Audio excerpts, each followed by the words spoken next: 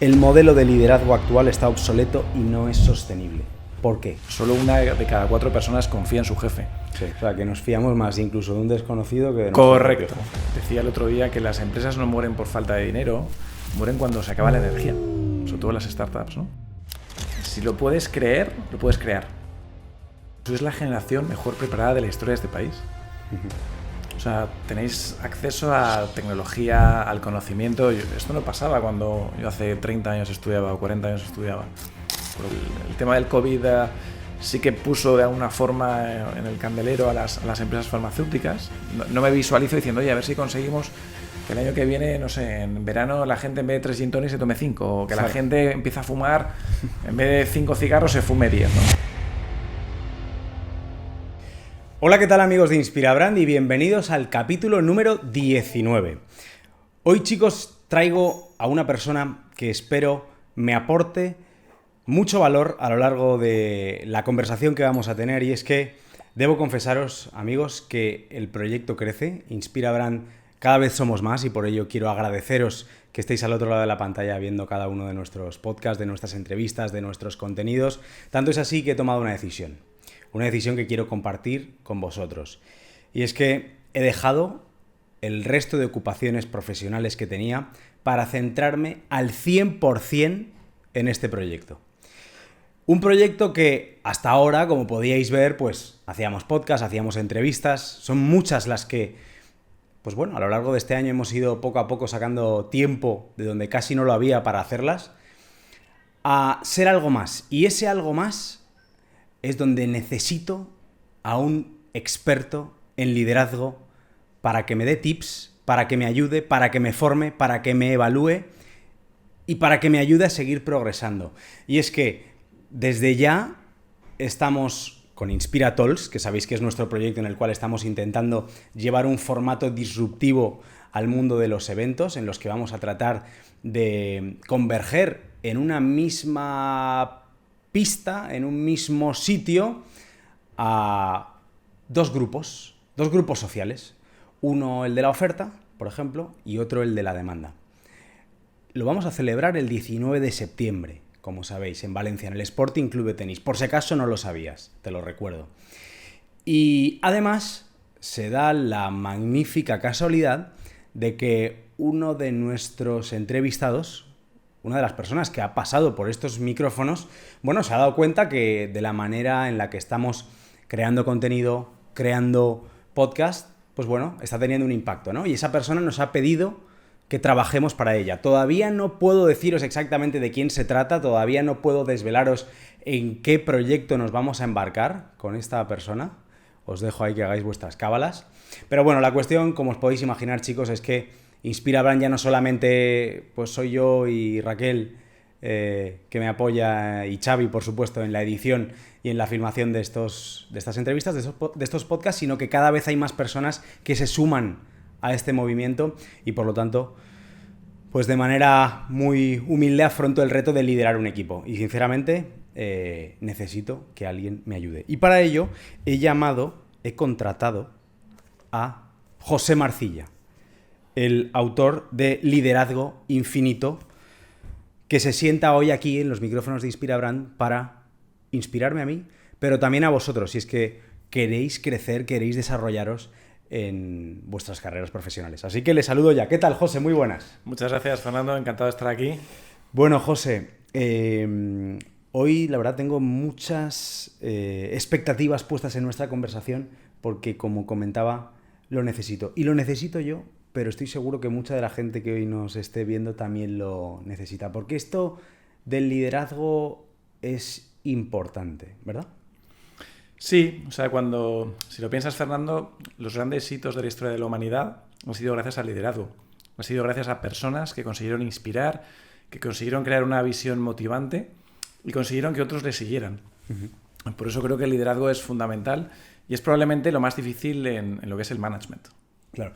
Mira, a mí me pasa, José, que cuando voy a un restaurante, lo primero que hago es ver los postres. Y lo primero cuando leo un libro es leer las conclusiones finales del libro. Y me he ido a esas páginas de tu libro, de Liderazgo Infinito, y la frase que más me llamó la atención es: el modelo de liderazgo actual está obsoleto y no es sostenible. ¿Por qué?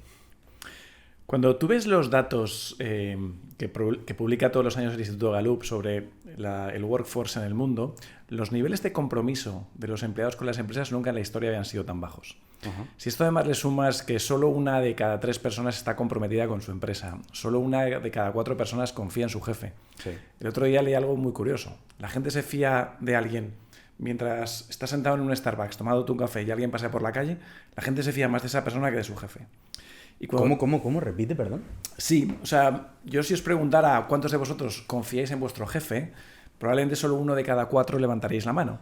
Pero el otro día se hizo un estudio muy interesante en el cual si tú estás en un Starbucks sentado, tomándote un café y ves a alguien pasar y le preguntas, oye, ¿te fías de esta persona? La probabilidad de que la gente se fíe de esa persona es mayor que la de que se fíe de su jefe. O sea, que nos fiamos más incluso de un desconocido que de nuestro Correcto. propio jefe. Con lo cual, para mí aquí hay un tema importante de que se necesita una nueva forma de liderar. No puede ser que la gente, los niveles de rotación en las empresas sean los más altos de la historia y que la gente esté permanentemente buscando otros retos. Sí que es verdad que la gente quiere aprender, sí que es verdad que la gente necesita nuevos desafíos, pero yo creo que hay un componente de liderazgo, de un modelo de liderazgo antiguo, que ya no funciona, especialmente con generaciones como la tuya. Pues tengo un marrón muy grande, José, porque ahora me toca a mí ser líder. ¿Cómo lo afronto? Tengo un pequeño equipo al que liderar para sacar adelante un evento, para sacar adelante una oferta de servicios, y para seguir haciendo este podcast religiosamente todos los meses. ¿Cómo hago? Mira, yo creo que una de las cosas que ha cambiado en el entorno laboral es la importancia del propósito. Yo creo que lo empezaría diciéndote que cuál es tu propósito. La gente ahora nos movemos por propósito. De hecho, mucha gente está dispuesta a renunciar hasta un 30 o un 40% del sueldo por trabajar en una empresa en la cual le motive su propósito. ¿Quién no querría trabajar para alguien que quiere, no sé, como con Kennedy, enviar un hombre a la luna? ¿Quién no querría trabajar para alguien que quiere curar el cáncer? Claro. Entonces yo lo que te diría a ti, Fernando, es ¿cuál es tu propósito en Inspira Brands? ¿Vale? Uh-huh. ¿Qué reto en el mundo quieres cambiar? ¿Y cómo puedes inspirar a otros para que te sigan? Pues mira, la misión de Inspira Brand, basado en su filosofía o en su manera de ver la época que vivimos, acuñada como Slow Life Thinking, es básicamente tratar de inspirar a las personas y fomentar su pensamiento crítico a través de marcas que inspiren y que abandonen un poco, digamos, la banalidad actual en la comunicación, en la generación de contenidos en redes sociales y llevarlo hacia algo más real, hacia algo que de verdad transmita, hacia algo que no sea de usar y tirar. Esa es un poco mi misión y sobre todo a esas generaciones a las que ahora aludías, tratar, José, de hacerles ver que no pueden proyectarse en todo lo que ven en redes sociales. Porque me imagino que como profesional, ahora hablamos de tu trayectoria, que llevas ya muchos años en el sector, verás a estos nuevos líderes dentro del mundo profesional, dentro del emprendimiento, que lanzan según qué mensajes que distorsionan tanto la realidad. A mí me preocupa. Y esa es un poco mi misión más de fondo. Darle a la gente las herramientas para decir, bueno, es que esto me están contando esto, pero no, la realidad yo sé que es otra. Esa es mi misión de fondo con este podcast. Y por eso estás aquí sentado. Yo lo que te animaría es a definir tu propósito o tu misión en 7 palabras o menos. Me he pasado, ¿no? Es que yo hablo demasiado. Yo siempre animo a la gente a que sea capaz de definir su propósito en menos de 7 palabras. ¿Vale? Te comparto el mío. Desarrollar líderes para mejorar el mundo. Desarrollar líderes para mejorar el mundo. ¿Cuál es tu propósito, Fernando? Fomentar el pensamiento crítico de las nuevas generaciones, por ejemplo. Muy bien. ¿Y cómo puedes llevar ese propósito a más gente? ¿Cuál es tu sueño? ¿Hasta dónde lo podrías llevar? Pues cambiando el paradigma, un poco los patrones de consumo de la gente a través de conversaciones como estas, un poquito más profundas y que no se queden en la superficie. No sé si tiene sentido lo que estoy diciendo. Sí, absolutamente. ¿Y qué impacto al final es el que quieres generar en el mundo? ¿Te gustaría? Dentro de 20 años. ¿Qué te gustaría ver? Pues gente que no ha acabado con el cerebro atrofiado por culpa de la hipermasificación de contenido basura que hay en redes. Uh-huh. ¿Vale? Vale. Y ahora es cómo lo hago. ¿Cómo te gustaría hacerlo?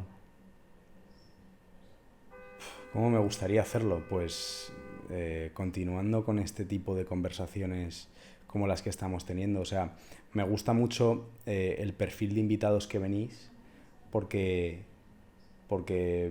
mostráis la realidad de verdad y no os guiáis por falsos patrones o falsos mitos que hoy en día se divulgan por redes.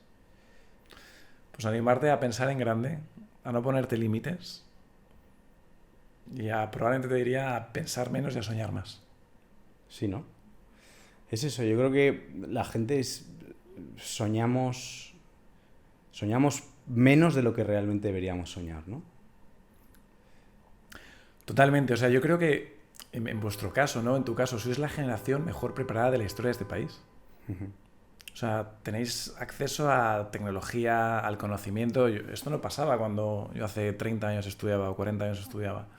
Con lo cual tenéis la obligación, os diría, de comeros el mundo, aunque no os lo pidan. Y tener esa mirada global, que va más allá de este país, y pensar en qué impacto podéis dejar en el mundo y qué impacto os gustaría dejar el día que ya no estemos aquí.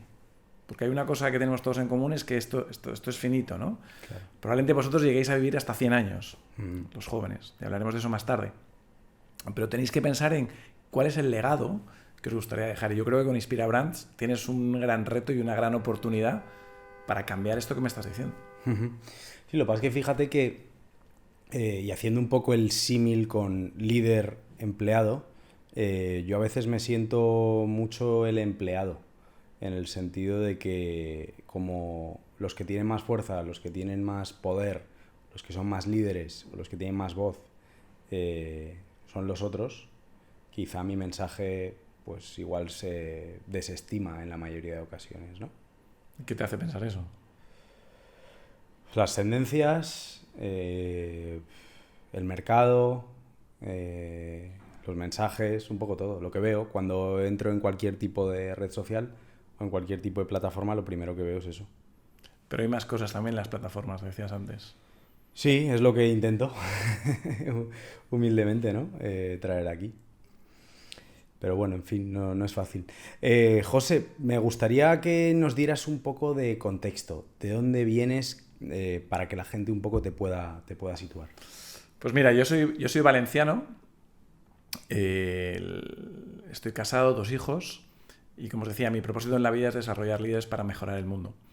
Estudié farmacia, a pesar que te he de reconocer sinceramente que no me gustó mucho la carrera, y tuve la oportunidad de hacer un máster, un MBA en Barcelona, con lo cual me fui a Barcelona a vivir, y ahí es donde descubrí verdaderamente la diferencia entre estudiar algo que no te gusta versus estudiar algo que te gusta. Y uno de los grandes micromomentos de mi vida que recuerdo es un domingo en Barcelona, recuerdo, de apagar la tele, de apagar el fútbol y ponerme a ver un libro de economía, ¿no? Algo que no me había pasado, fíjate, en los 6 años de carrera, fíjate, porque de hecho la carrera me costó un año más de lo que debería.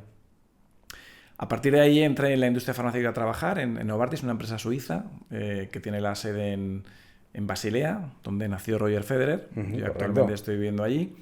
Y en esta compañía llevo más de casi 25 años y empecé a trabajar en España, luego me fui a Italia, trabajé en Estados Unidos, volví a España, luego fui director general en Argentina, Uruguay y Paraguay, después director general aquí en España, y ahora en los últimos 2 años y medio soy responsable de todo lo que es Europa Central, del Este y del Sur. 32 países, unos 3.000 millones de facturación y unos 2.000 empleados más o menos. O sea, que vienes del mundo pez gordo, transatlántico, supercorporación. Habrás visto a lo largo de toda tu carrera todo tipo de personas, todo tipo de profesionales. Y ahora te lanzas a hablar sobre esto del liderazgo. ¿Qué tiene que tener un líder o cuáles son la lista de imprescindibles, ¿no? Que debe tener un líder para serlo? Sí, yo te diría también que soy una rara avis en el mundo corporativo, porque Sí. sí que es verdad que llevo 25 años en una gran multinacional, pero al mismo tiempo, sobre todo desde mi etapa en Argentina, no sé si sabéis que están 5 de los 7 unicornios de Latinoamérica. Empresas como Globant, Despegar, Mercado Libre. Y ahí fue cuando empezó mi curiosidad por el ecosistema emprendedor, que me ha llevado a ser Business Angel. Yo invierto en algunas startups, en algunos fondos, startups aquí en Valencia, en Lanzadera, fondos en Madrid, Barcelona, etcétera. Y yo lo que te diría que en liderazgo probablemente hay 3 cosas muy importantes.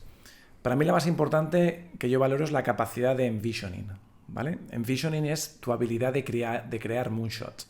Moonshots, ¿no? Moonshots es un concepto que empezó Kennedy cuando hablaba de mandar un hombre a la luna y que después acuñó Google, y hace referencia a esos desafíos que parecen imposibles pero que se pueden conseguir. Para mí una primera cualidad de un gran líder es esta capacidad de la gente de imaginar cosas que inspiren, que motiven, que arrastren a la gente. La segunda cualidad de un líder, te diría, es la habilidad de gestionar bien los cambios. Estamos en un mundo que, como sabéis, cambia mucho, el cambio es una constante.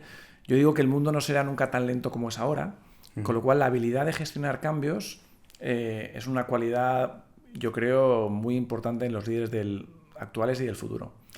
Y la tercera cualidad que te diría es el humanismo, ¿no? Yo creo que se ha de cambiar el modelo de liderazgo en las empresas y los líderes debemos desarrollar nuevas habilidades como la empatía, como la escucha.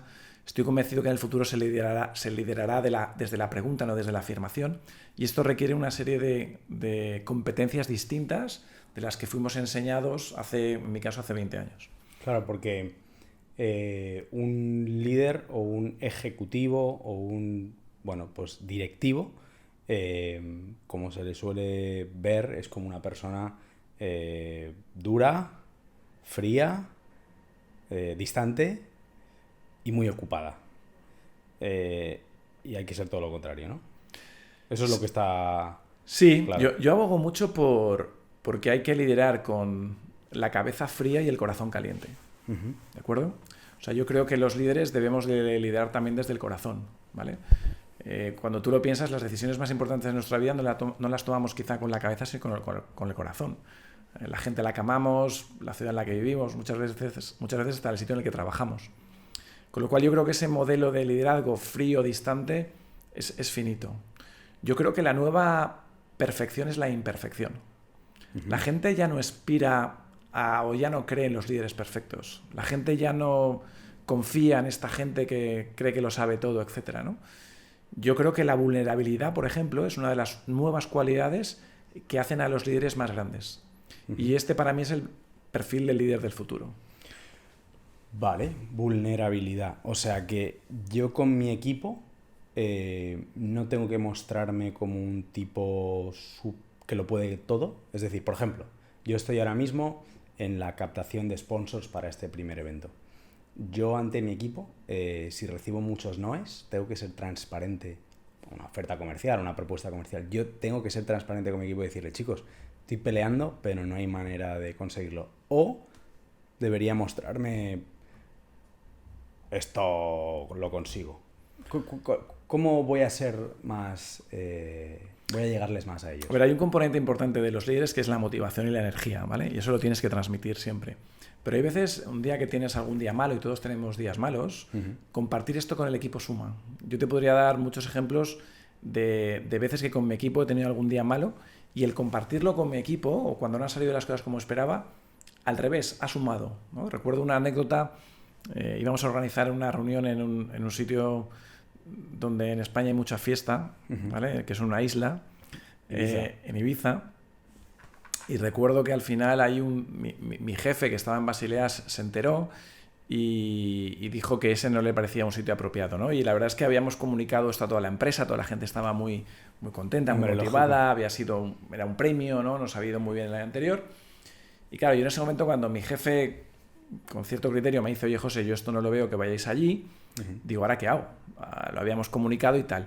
Y recuerdo con partir este problema, o microproblema con mi equipo de liderazgo y decir, oye chicos, me pasa esto, no sé qué hacer, o sea, no sé cómo manejarlo, no sé cómo comunicarlo. Y en lugar de decir la gente quejarse, decir, oye José, ¿cómo es posible tal? La gente recuerdo que me dijo, oye, no te preocupes José, lo vamos a manejar, nos vamos a ir a otro sitio, lo vamos a pasar igual o mejor y no te preocupes porque cuenta con nosotros para comunicar este mensaje a toda la organización. Y ese es un ejemplo de que mostrándome vulnerable en aquel momento, al revés, lo que hizo fue cohesionar al equipo, aumentar, digamos, si queréis, hasta el liderazgo mío sobre el resto de la organización y que, sinceramente, al final fuimos a Sevilla y nos lo pasamos genial. Oye, o sea que pudiste darle la vuelta a la situación.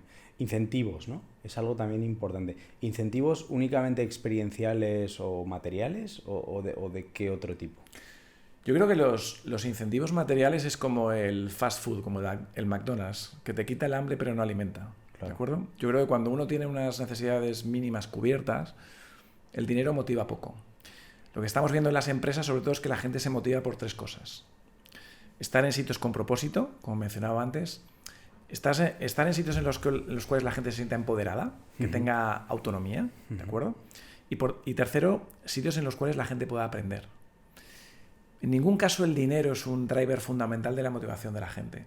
Con lo cual yo siempre soy más partidario de reconocer a la gente con experiencias, porque eso no se olvida, que si a alguien le das 500 euros, que lo que va a hacer es pagar una hipoteca y nunca se acordará. En cambio, una experiencia, un viaje, una cena, una comida, eso son cosas memorables. Claro.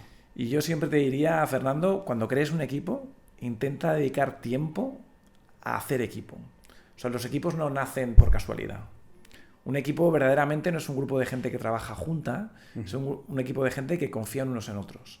Claro. Y para esto le tendrás que dedicar tiempo a Inspira Brands, a generar y crear un equipo de alto rendimiento que, por supuesto, persiga los objetivos más ambiciosos, pero que al mismo tiempo sea un equipo verdadero. ¿Cómo me puedo fijar objetivos? ¿Cómo puedo decir, quiero llegar aquí? Porque yo debo confesarte que soy muy de hacer y a veces soy poco de pararme, probablemente porque no tenga tiempo y porque todavía no tengo la suficiente capacidad o el músculo financiero para poder delegar todo lo que me gustaría.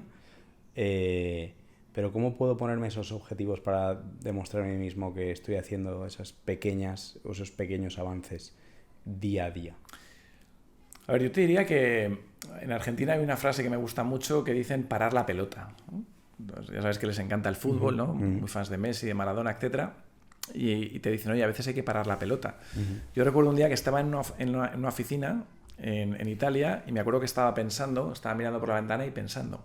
Y recuerdo que pasó mi jefe y me dijo, oye, ¿qué haces? ¿No? Como que le pareció que no estaba trabajando porque estaba pensando. Y le dije, oye, lo que estoy haciendo es pensar, ¿vale? Yo creo que a veces en las organizaciones, si no ves a alguien produciendo, o sea, tecleando o hablando por teléfono, parece que no estoy trabajando. Entonces yo lo que te animaría, Fernando, es a dedicarle tiempo a pensar. Por supuesto que cuando muchos emprendedores, o sea, lo más importante es el corto plazo, ¿vale? Y el corto plazo probablemente sea 2 semanas a un mes. Claro. Pero yo creo que los grandes líderes son los que manejan muy bien el corto, el medio y el largo. Con lo cual debes dedicarle tiempo a cada uno de estos 3 vectores. Pensar qué es lo que tienes que hacer el delivery este mes, ¿vale? Cuáles son los proyectos que tienes que realizar, cuáles son los proyectos que tienes que vender. A medio plazo, dónde te gustaría llevar Inspira Brands y tener una visión que sea ambiciosa, una visión que sea un moonshot, que arrastre a otros, que te motive a ti cada día a levantarte y decir, oye, lo quiero hacer mejor, quiero convertirlo en más grande, quiero que más gente, oye, tenga un pensamiento crítico, como me decías antes. Esto es lo que yo te animaría a estar constantemente pensando. No solo tú, sino también con el equipo. Y la parte de ideación, que es tan importante. ¿El líder idea solo? ¿Idea en equipo?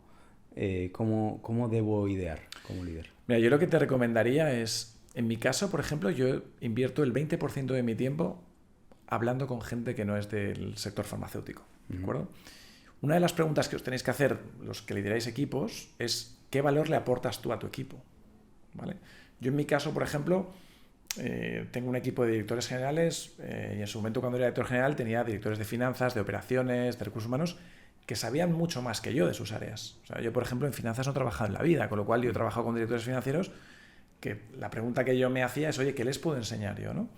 Y uno de los valores que veo es esa capacidad del líder de connect the dots con lo que está pasando en otros sectores y en otras industrias. Claro. ¿Vale?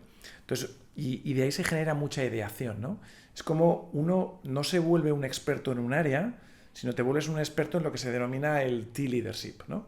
No un liderazgo en I latina, en lo cual uno es un experto en un área funcional, no sé, operaciones y me lo sé todo, sino como líder cuando te conviertes no en un experto en ninguna área, pero sino en alguien que tiene un conocimiento multidisciplinar amplio que le permite hacer preguntas relevantes.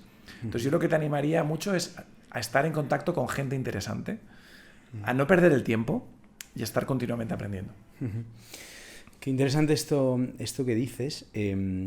Aunque fíjate, José, que yo me enfrento a retos como pequeño emprendedor todos los días.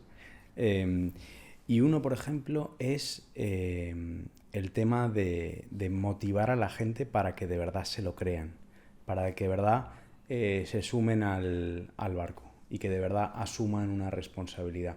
Claro, teniendo en cuenta que mi modelo todavía es tan flexible hasta el punto de que todos somos autónomos, lógicamente, y no hay como tal unos sueldos, ¿cómo puedo hacerlo?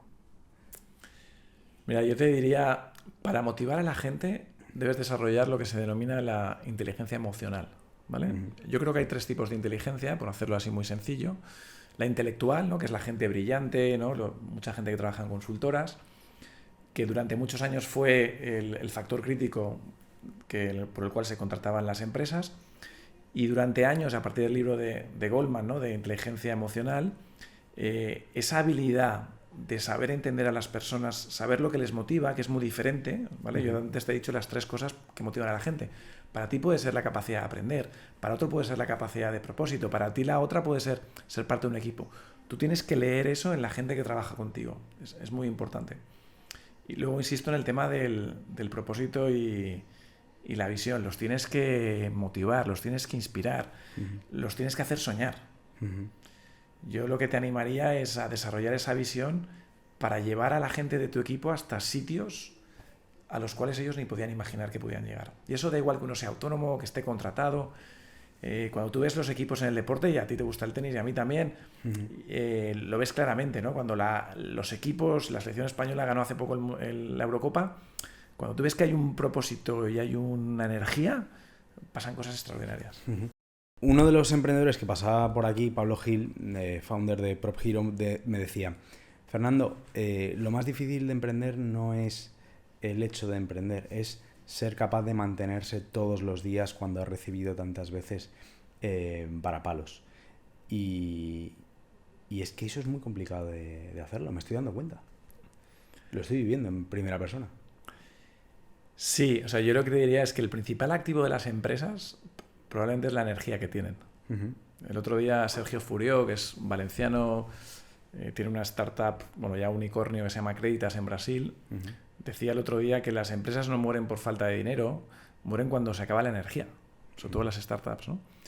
Con lo cual ahí yo animarte a no perder esa ambición nunca, ¿no? Y siempre uno piensa que el éxito o una empresa, ¿no? de startup a unicornio es siempre exponencial, y la realidad es que en el desarrollo profesional y en las empresas hay picos y valles, ¿no? Claro. Entonces yo lo que siempre digo es que ni cuando estás en el pico te lo tienes que sobrecreer y creerte que eres el mejor del mundo y subestimar los riesgos que tienes o a los competidores, ni cuando estás en un valle dudar de ti, ni pensar que todo es una mierda, ni pensar que esto no tal, ¿no?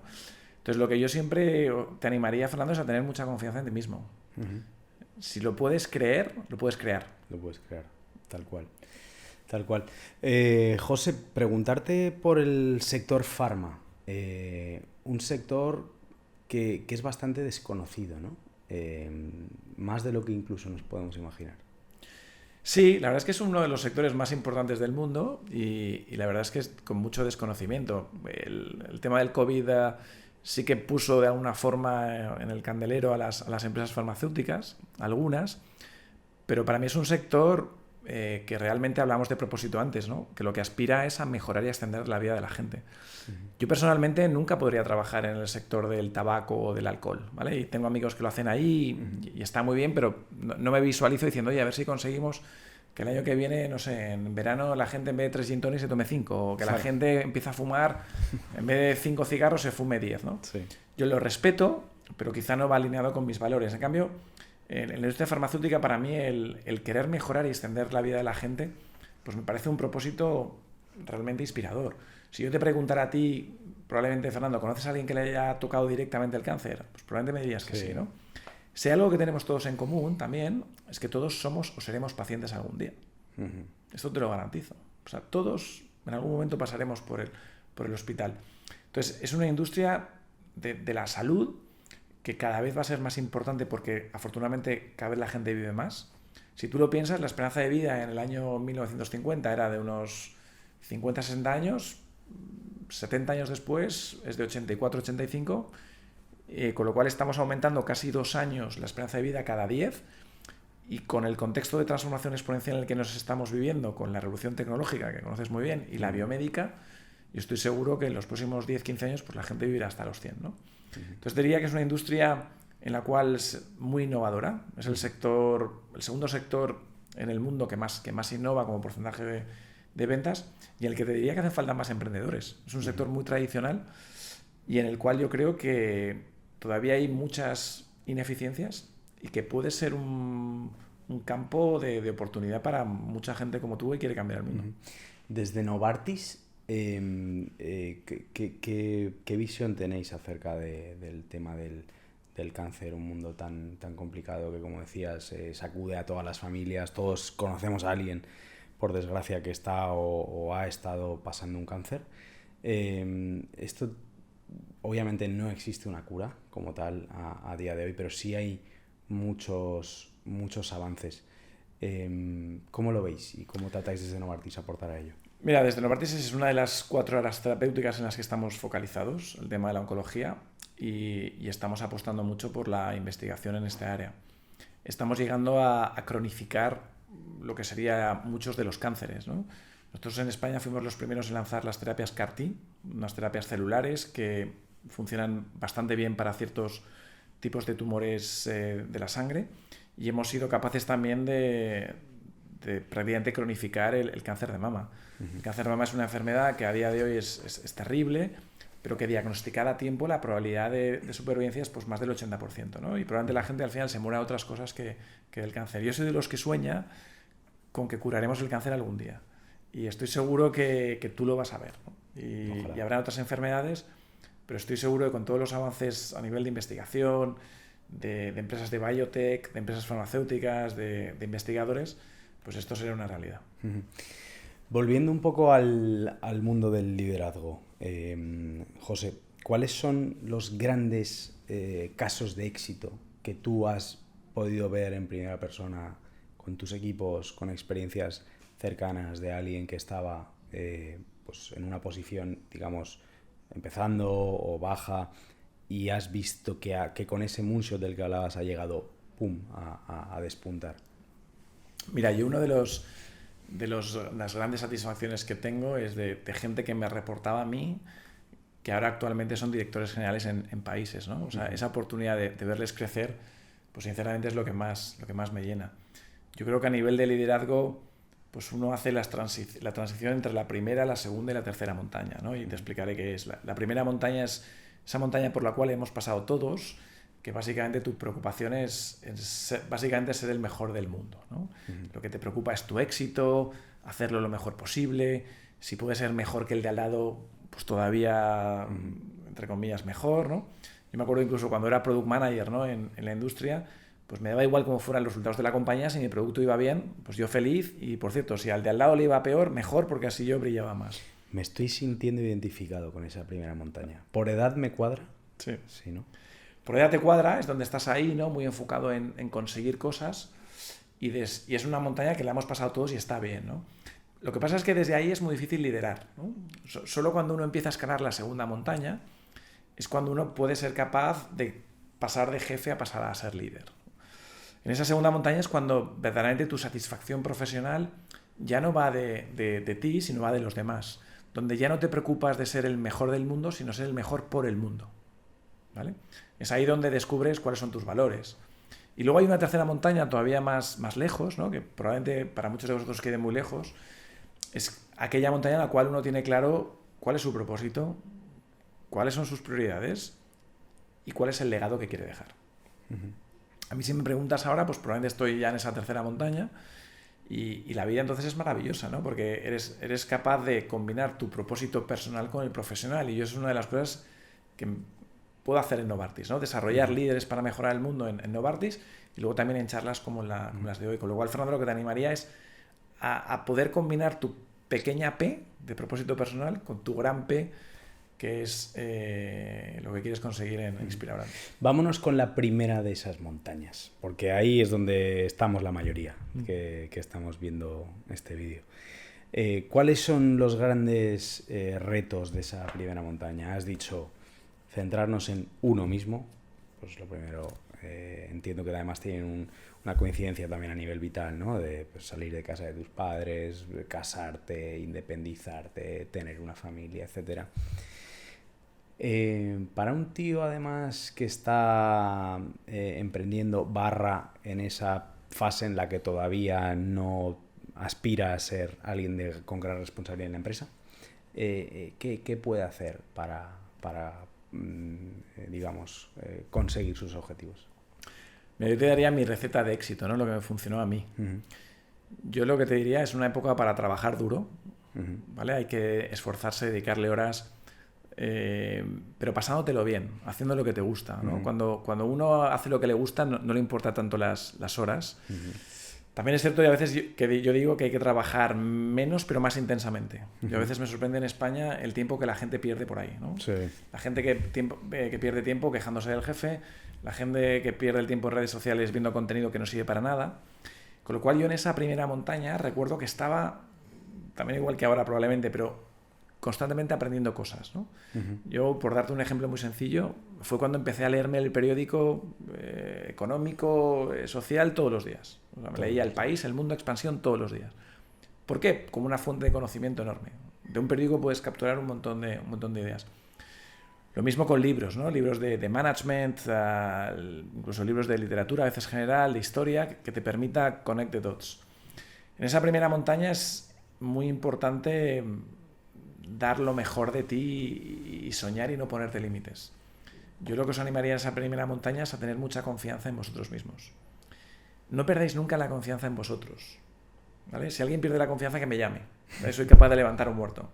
Pero te diría, Fernando, en esa montaña, confía en ti, siempre. ¿De acuerdo? Y luego... Pues José, esta semana he mandado un montón de emails a bancos, a diferentes stakeholders dentro del mundo inmobiliario para el primer evento de Inspirators al que estás invitado, y me he llevado no nos cuadra en presupuesto, no nos cuadra no sé qué, no nos cuadra no sé cuántos. Debo decirte que motivar no motiva, ¿eh? Bueno, hay que saber gestionar el no y tener resiliencia. Una de las palabras de moda en el management es resiliencia. Yo siempre cuento una anécdota así off the record, que es... yo estoy casado con Luisa, con mi mujer, y tú no sabes la de nos que me dio. O sea, si yo hubiera abandonado, pues no estaría casado con una mujer maravillosa y tendría 2 hijos, ¿no? Total. Entonces, cuando quieres algo, pues oye, hay que perseguirlo y luego siempre pensar que todo el mundo o todas las empresas tienen lo que yo denomino la ventana de oportunidad. Vale. Todos tenemos una ventana de oportunidad. Es cierto que hay gente o empresas que es más visible esa ventana de oportunidad y es más fácil, y hay otras que no. Con lo cual, Fernando, tienes que buscar siempre cuál es la ventana de oportunidad y a veces también entender cuál es la agenda o cuál es la prioridad de las empresas a las que estás llamando o las personas a las que estás llamando. Muchas veces intentamos priorizar nuestra agenda y no, para mí hay que decir, oye, ¿qué agenda tiene la empresa X que le has enviado la propuesta? Y cómo macheas tu propuesta a la agenda de esa empresa o de esa persona. Ya, sí, no, esto es el principio básico del marketing, ¿no? O sea, atiende primero a tu cliente, céntrate en tu buyer persona, no te olvides de lo que quiere, no te olvides de lo que busca, olvídate de tus intereses y trata de aportar una solución. Eso en la teoría lo tengo clarísimo, pero en la práctica es complicado, no nos neguemos. Entonces, puede ser también que a veces queramos ser un poquito más ambiciosos de lo que realmente... ¿Puede haber un exceso de esto? Sí, a ver, a veces a mí me gusta mucho el mantra de las startups, ¿no? De piensa en grande, empieza pequeño y escala, ¿vale? Entonces yo lo que a veces hay que hacer es pasitos cortitos, poco a poco, ¿no? Recordar que, oye, tú tienes una carrera profesional de 30 a 40 años por delante. O sea, la carrera profesional no es un sprint, es una maratón. Entonces, a veces hay que dar pequeños pasos. Y a veces en la carrera profesional, Fernando, también es verdad, hay que dar uno hacia atrás para dar dos hacia adelante. Y no pasa nada por dar uno hacia atrás. Con lo cual yo que te diría, never give up. Que nadie ni nada te quite de tu sueño. Y sigue con ese propósito, con esa fuerza, porque lo conseguirás, estoy convencido. Qué bueno. Pues sí, José, es que hay que tenerlo. Y esto es extrapolable, insisto, estamos hablando del tema del caso particular de este proyecto, ¿no? Pero al final esto es extrapolable a cualquier ejecutivo de ventas, a cualquier técnico de cualquier empresa que igual se ve un poquito menoscabado por el que tiene encima o el que quiere crecer. José, efectivamente decías carrera de 30-40 años. No nos podemos permitir en ese sentido entonces que nuestra vida laboral cope toda nuestra vida, ¿no? Porque como apuntabas en el libro, ¿cuántos directivos, cuántos profesionales, cuántos emprendedores ven en su vida personal una proyección de esa vida profesional? En el sentido de todo lo fuerte, de todo lo que me reto a nivel profesional, luego tengo que hacerlo también. ¿Cuánto de superación hay en ello, ¿no? Con el tema de las maratones, con el tema del running, con el tema de esa superación. Tiene que haber una convivencia, ¿no? entre ambos mundos. Sí, o sea, yo no conozco ningún líder de éxito que no tenga una vida bien balanceada, ¿de acuerdo? Entonces yo siempre animo mucho a la gente a cuidarse. Hablamos antes de la energía. Es imposible dar energía si tú no tienes energía. Yo personalmente, pues bueno, he hecho un Ironman, ahora juego mucho al tenis y hago deporte entre 5 o 6 días a la semana. Y te diría que sí, si ves mi agenda alguien diría, oye, es imposible. No, no es imposible, es un tema de prioridades. Y yo como lo manejo, Fernando, es en este balance del I, del we y del it, ¿no? En un triángulo del I, we y el it, en el cual el it es mi trabajo, que sí, que le dedico muchas horas. El we es mi familia y amigos y el I soy yo, ¿no? Entonces, si alguna semana, pues por lo que sea, he viajado y he estado trabajando, no sé, 70, 80 horas, pues te aseguro que a la siguiente semana intento balancearlo y, oye, pues no trabajo tantas horas, le dedico más tiempo a mis hijos o, en mi caso, a hacer deporte. Yo lo que te decía de los 30, 40 años es que decía Garrigues, ¿no? el fundador del famoso despacho de abogados, que no hay que jubilarse nunca, ¿no? O sea, yo lo que creo es que hay que hacer siempre cosas que te gusten, ¿no? Y cuando tú haces lo que te gusta y este propósito, pues es muy fina la línea entre trabajar y pasarlo bien, ¿no? Entonces yo creo que siempre hay que tener la cabeza activa, estar permanentemente aprendiendo, independientemente de la edad. Yo creo que una de las cosas en este país que subestimamos es el valor de la gente senior y cómo poder seguir aprendiendo de esta gente. Y yo te digo, a mí Bueno, pero ahí te voy a hacer la contraparte. Los juniors igual lo que dicen, ¿no? Es que con nosotros no cuentan, que somos muy jóvenes y muy inexpertos. Esas son las dos caras también de la moneda. Sí, es cierto. En japonés hay un concepto que se llama shushin, que significa la gente que tiene el beginner's mind, ¿no? La gente junior, la gente que no tiene ningún estereotipo, no tiene ningún sesgo. A mí son los que me gusta mucho incorporarlos en mis equipos. ¿Por qué? Porque te desafían el status quo. Yo después de 25 años en la industria farmacéutica, pues ya reconozco que tengo algunos patrones, ¿no? Entonces me viene muy bien tener a gente joven. Ahora, yo creo que siempre que en el punto medio está la virtud, ¿no? Entonces, ¿cómo combinas esa energía, esa mirada fresca con gente que te pueda decir, oye, ojo, que esto puede ser que no salga, ¿no? Claro. Y yo creo que hay que buscar ese balance siempre, porque si no, como dice Emilio Duro, el problema de mucha gente, entre los que me incluyo, es el tonto motivado, ¿sabes? Que estos son los que te pegas la gran leche después, ¿no? Sí. Pero bueno, animar a la gente joven a hacer lo que os gusta, Fernando, independientemente de los años y pensando siempre en el legado que queréis dejar. Totalmente. José, te quiero preguntar un poco por la vida en Suiza. Trabajas allí, ya llevas un par de años, si no me equivoco, viviendo allí, y has vivido en 5 países diferentes. De Suiza siempre se dice que es, pues eso, como el país más importante a nivel renta per cápita, estoy seguro que lo será, pero en otros órdenes de la vida también lo es. ¿Qué tal es Suiza? Sí, a ver, te diría que es un país muy tranquilo, muy ordenado, ¿de acuerdo? Hay muchas normas, Te podría dar 1000 anécdotas de no poner la lavadora después de según qué hora o armar ruido según qué hora. Pero yo creo que de todo país hay que coger siempre lo bueno. Yo he vivido en 5 países y de todos los países he aprendido cosas, he incorporado cosas y he disfrutado con cosas. A veces, por eso os animaría, Fernando, a ti y a todos a vivir una experiencia internacional. En las empresas valoramos mucho a aquellas personas que han vivido fuera de su propio país, no solo porque a nivel profesional es una buena oportunidad de aprender una nueva cultura, una nueva forma de trabajar, sino porque a nivel personal creces un montón, ¿no? Entonces, ese desarrollo profesional acelerado va combinado con el personal acelerado. Entonces, ahora que sois jóvenes la mayoría, muchos de los que escucháis esto, yo animaros a salir de España, ¿no? Cuando tú ves el universo, el mundo es así y ya Valencia o España es así, ¿no? Con lo cual, esto. Y de Suiza, ¿qué he aprendido? Pues bueno, es un país muy tranquilo, pero a nivel de outdoor, de montañas, de esquí, de hiking, es espectacular, ¿no? Entonces, es un país precioso, es un país muy seguro. Mi hija pues ya desde los 8 o 9 años va sola al colegio, coge el tram, va sola por la calle, la gente para en los stops, la gente frena, puedes dejar prácticamente tu bici en la calle sin que nadie te la robe. Entonces la verdad es que tiene cosas muy, muy buenas, un clima que no es el de España, claro. Pero al final, como todo en la vida, te acostumbras.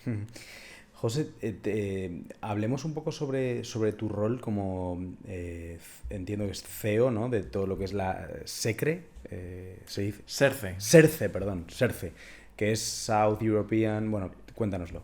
Sí, a ver, yo manejo lo que se llama un clúster de 32 países, que es Europa del Sur, Central y del Este, un poco todo lo que sería desde los Bálticos, si hacéis una línea hacia abajo hasta Eslovenia, hacia la derecha. Y yo manejo todo lo que es, o sea, soy Senior Vice President y tengo directores generales que manejan estos países. Estos directores generales me reportan a mí y conjuntamente con un pequeño equipo que tengo yo en Basilea, y nos encargamos de asegurar que la gente de estos países pues tiene acceso a medicamentos innovadores, ¿no? Muchas veces en estos países que no están tan lejos, ¿no? de los países más desarrollados, pues la verdad es que el acceso a los medicamentos no es tan obvio. Y bueno, en estos países la gente necesita también terapias para la esclerosis múltiple, para el cáncer, y procuramos hacer eso.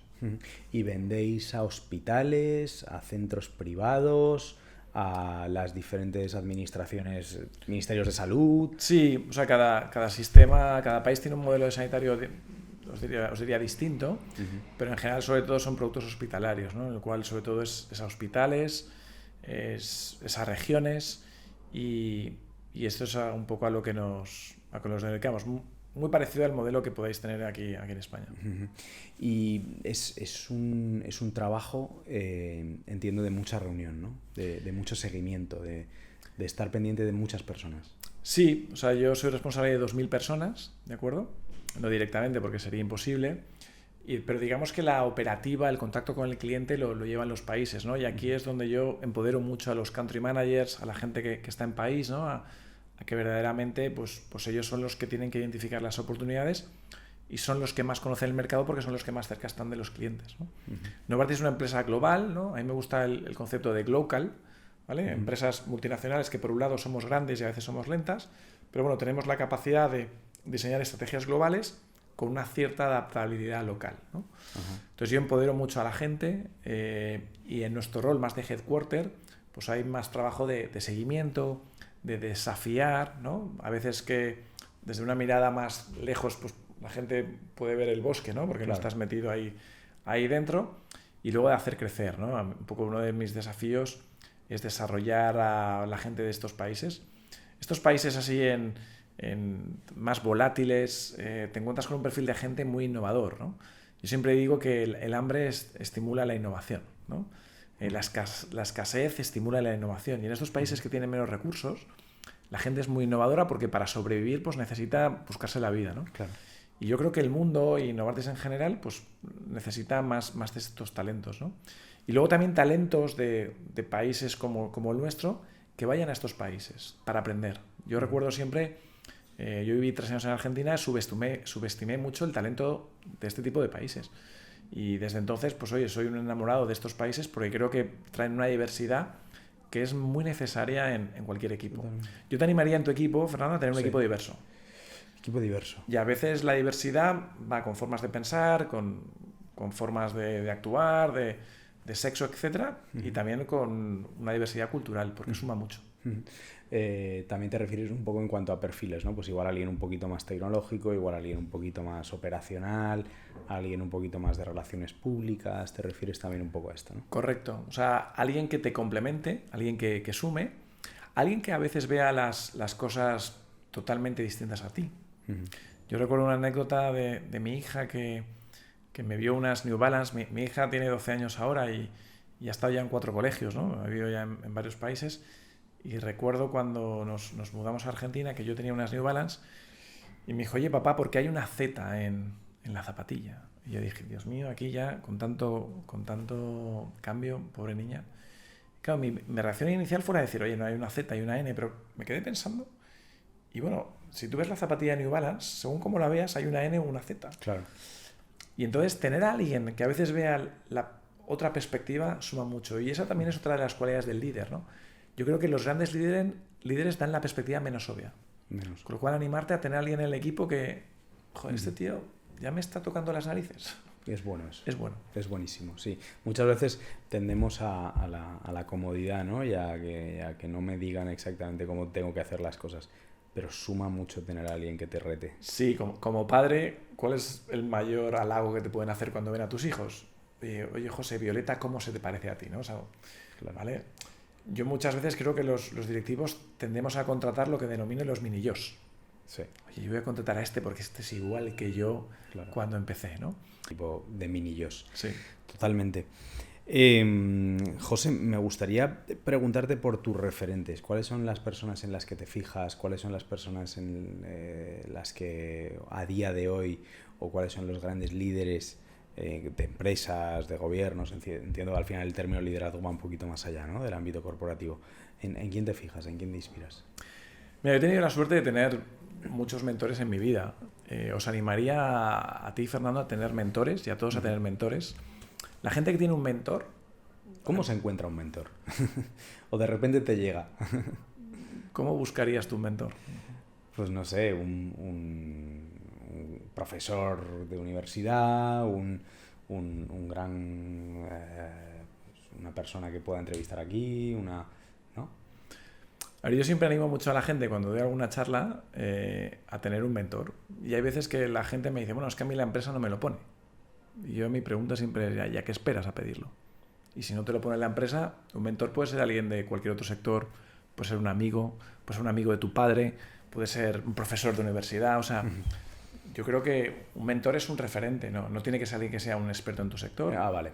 Es alguien que tiene por qué ser alguien... No tiene que ser alguien, a ver, si está en tu sector, pues probablemente conozca más, pero si no está en tu sector, pues tampoco pasa nada, ¿no? Yo, como te decía antes, yo creo que los grandes mentores es desde la pregunta. O sea, yo al final no soy un experto en tu sector, pero te podría hacer de mentor. Y la gente que tiene mentor, su desarrollo profesional se acelera 5 veces versus los que no tienen. Claro. Entonces, animarte a tener mentor. Y yo he tenido 2 grandes mentores en mi vida. Uno es Jesús Acevillo y otro es Francisco Ballester, que también es valenciano, que ha sido gente que me ha guiado siempre o me ha dado su consejo. Que algunas veces les he hecho caso y otras no, pero siempre me han hecho pensar. Con lo cual, Fernando, búscate uno mañana. No parar de pensar, no parar de tener a alguien que te pueda ir haciendo espejo, ¿no? A lo largo de todo el camino. Pues sí, es algo que a día de hoy todavía no lo tengo y creo que debería planteármelo ya, tener a alguien que me... has comentado y en tu currículum, ¿no? Consta que has hecho el máster Business Administration, el MBA, ¿no? en ESADE. Este es un tema que a mí me da mucha curiosidad, porque mucha gente hace un MBA, mucha gente que lo ha hecho no te lo recomienda, detractores, gente que le ha cambiado la vida. Claro, pues lo básico es el que venga de ADE, pues no tiene sentido que haga el MBA. Más allá del network, a nivel conocimientos, ¿de verdad aporta? A ver, yo, claro, venía de un background de ciencias, estudié farmacia. Claro, a mí un MBA pues, me abrió a un mundo totalmente desconocido y que posteriormente pues, me ha apasionado. Yo soy de los que recomienda hacer el MBA, pero para mí la pregunta no es tanto hacer el MBA sí o no. Para mí la pregunta que hay que hacerse es cómo uno está constantemente aprendiendo. El MBA lo que te obliga es durante 1 año o 2 años a dedicarle un tiempo importante de tu vida a la formación. para mí la clave es cómo te estás permanentemente formando. Dicen los estudios ahora que si no le dedicas entre 8 y 9 horas a formarte, probablemente en 4 o 5 años estés fuera del mercado laboral por todo lo que está cambiando. Entonces yo lo que te animaré a Fernando y a los que nos escuchan es cómo os estáis formando todos los días, ¿vale? Quizá dedicando menos tiempo a redes sociales o a perder el tiempo y maximizando lo que hacéis. El MBA puede ser una buena opción. Yo creo siempre el MBA que es una inversión, ¿de acuerdo? Animaros a hacerlo pues, en España o fuera de España. Si es fuera de España os diría que todavía mejor. Y hacerlo relativamente pronto en vuestra carrera profesional para poder maximizar la inversión, ¿de acuerdo? Es verdad que hace 20 años, cuando yo lo hice, pues no lo hacía todo el mundo. Hoy sí que es más mainstream. Pero para mí siempre digo que me cambió la vida. No sé si para mejor o peor, pero te aseguro que si no hubiera sido por el MBA no estaría aquí hoy. No estarías aquí, totalmente, totalmente. Es caro, ¿no? Estudiar un MBA. Es muy caro. Bueno, para mí la pregunta es caro un piso. Bueno, es una inversión, ¿vale? Yo creo que la inversión en formación es algo que siempre pays off, ¿de acuerdo? O sea, yo creo que formarse siempre es necesario, sobre todo en el estado de carrera en el que estáis vosotros. Yo creo que es el dinero mejor invertido. O sea, yo no soy ni de grandes relojes, ni de grandes coches, ni nada de esto. Lo que siempre he intentado es formarme lo mejor que he podido, ¿no? Y eso luego en el impacto que podéis tener en el mundo hace una diferencia. Recordar que este es un mundo muy competitivo. O sea, hay mucha gente ahí fuera. Un tema que quizá no le prestamos mucha atención es todo lo que está pasando en China, que es fascinante. El otro día leía un informe en el cual de las 45 tecnologías más importantes en este momento, China lidera 37. Wow. Fíjate si ha capturado mi interés que en octubre me voy una semana allí a aprender. Wow. ¿Qué vas a hacer? Pues voy a visitar los TikToks, el WhatsApp de allí, voy a conocer un poco el ecosistema, voy a conocer empresas. Hice lo mismo el año pasado en la costa oeste de Estados Unidos, fui a visitar LinkedIn, fui a visitar Meta, fui a visitar Airbnb, fui a visitar y probé, por ejemplo, los coches autónomos con Cruise. Forma parte de mi rol, o sea, estar permanentemente aprendiendo, ¿no? Y esto es algo que, oye, lo podéis hacer todos, o sea, depende de vosotros. Me encanta tu trabajo. Me encanta tu trabajo, tienes la oportunidad de viajar por los 32 países para los que diriges, ¿no? Y aparte este tipo de viajes. José, me encanta, irradias profesionalidad, irradias pasión por lo que haces y una ambición tremenda por estar al día y eso te lo agradezco un montón. Me gustaría preguntarte, para acabar, José, como hago con todos mis invitados, que qué es lo que te inspira, aunque creo que voy a tener que reformular la pregunta porque con tu misión del principio ya me lo has respondido. ¿Qué haces para conseguirlo? Mira, yo a lo que voy siempre es a lo que tú me dices del propósito, ¿vale? A mí mi satisfacción viene cuando veo a la gente crecer, cuando veo a la gente conseguir desafíos que parecen imposibles y cuando consigo inspirar a otros, ¿no? Entonces yo espero que con esta charla haya podido animar a la gente a soñar más, a crecer más, a hacer más y entre todos hacer un mundo mejor. Y eso es lo que me motiva, lo que me da energía y por lo que voy a seguir luchando siempre.